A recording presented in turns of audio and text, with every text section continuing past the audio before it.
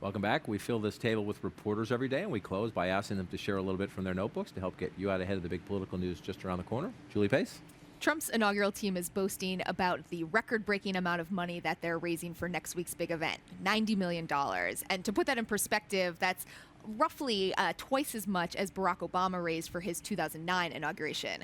But the question is, where is all of this money going to go, given that the Trump inaugural team has talked about holding fewer balls than Obama did and shortening the parade to about 90 minutes? In theory, the extra money left over from inaugurations is supposed to go to charity.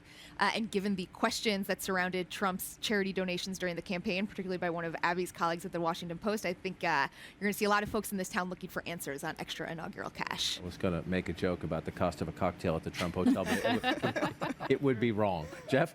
Indeed. And we've heard a lot from Donald Trump again today, but usually in small doses, 140 characters at a time. But a week from today, behind us right here on the West Front, the Capitol, he's going to be giving his inaugural address.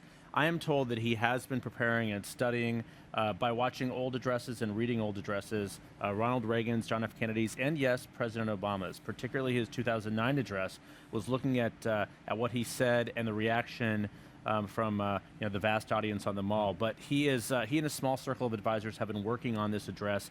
I'm told it is going to be, or at least intended to be, much more optimistic than the last big address he gave at the Republican convention in Cleveland. This is going to be something that he uses and sees as a branding moment.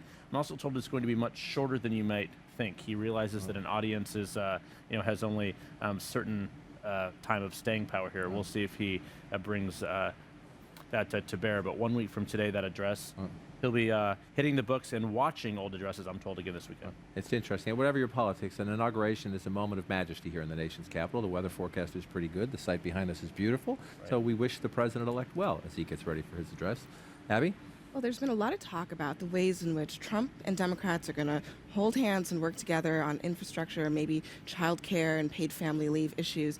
But there's also a way in which Trump has to do things in a conservative way in order to get Republicans on board, and that might prove to be a poison pill for Democrats. There's a lot of talk right now about privatization, especially when it comes to infrastructure, roads and bridges, but also the Federal Aviation Administration. There's been some talk on the Hill about privatizing that agency. Some Democrats are going to look at that from an ideological perspective and say there's no way.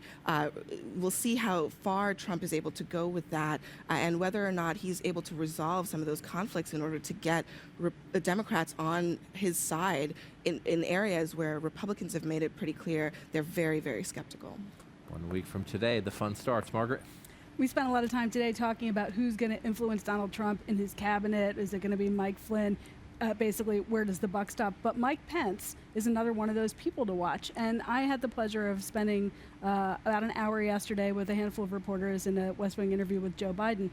I was surprised at the extent to which Joe Biden has been connecting with Mike Pence, both in writing, in terms of memos, memos on Iraq, memos on Ukraine, memos on how he deals with foreign leaders, and also in just terms of personal conversations. Mike Pence doesn't have a national security advisor, or hasn't up until now, and so it's Pence and Biden engaging one-on-one. They seem like certainly an odd couple, and Biden himself said that he disagrees really strongly with Mike Pence on a lot of social policy, domestic social policy.